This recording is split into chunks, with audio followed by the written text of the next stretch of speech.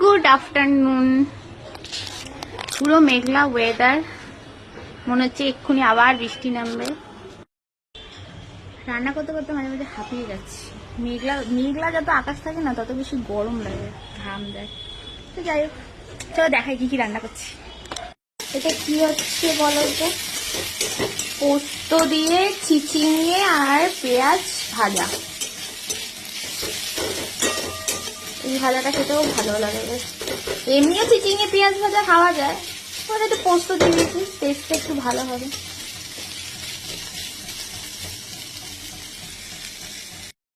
রান্নায় এটাই আছে, চিচিঙে পোস্ত ভাজা, তার সাথে মাছের ঝোল হবে ঝিঙে আলু দিয়ে।